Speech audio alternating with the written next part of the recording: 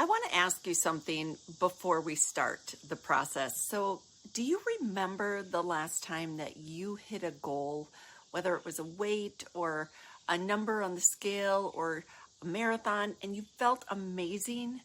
How long did that feeling actually last? Was it a day, maybe an hour, maybe a few days?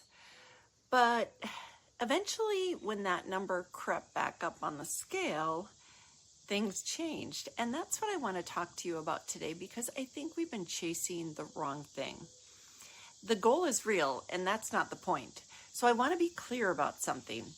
Wanting to see a number change is not shallow, and it's not vain, and it's not wrong of you to want that. That number represents something.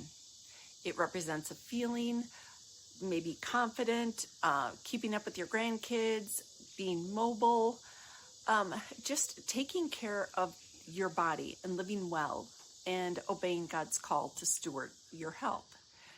So the goal does matter, and I'm not telling you to stop caring about that. So here's the question that I want you to sit with, though. What does the goal actually represent?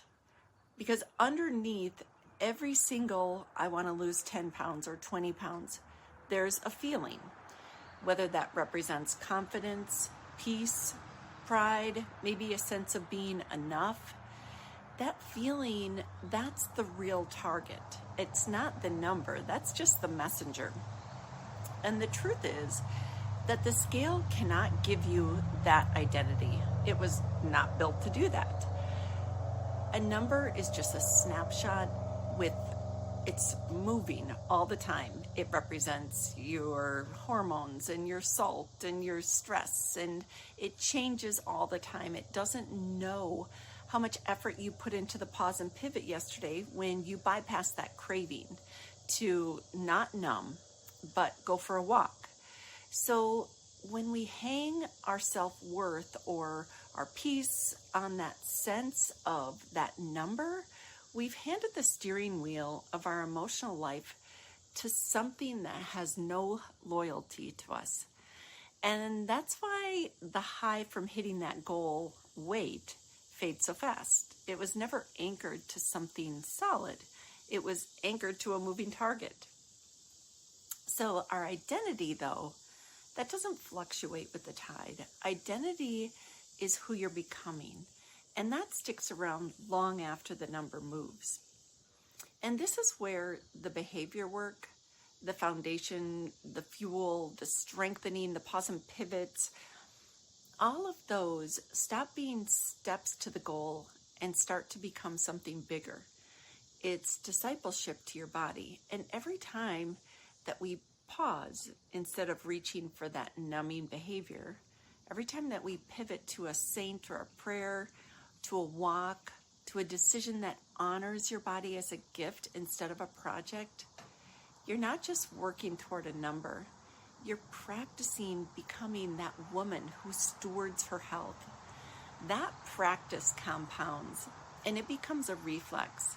It becomes who you are, not something you have to white knuckle anymore, but something that's just true about you now. So the scale can't take that away from you on a bad water retention day. That number goes up and down, but your identity is going to hold. So here's what I want to leave you with. Instead of actually asking yourself, did I lose weight this week? Start asking, did I show up and live into the woman I am becoming this week? Did you pause instead of numb? Did you fuel instead of just fill? Did you strengthen your body as a gift and not as a punishment? Because the goal weight, when you hit it, you will feel amazing for a short time. But the identity that got you here, that will walk with you every single day after. You're not a project to be fixed. You are a beloved daughter of God, learning to steward an irreplaceable gift. That scale will always be fleeting, and let it go. But you, beautiful ladies, who you're becoming is not going anywhere. I'll see you next time.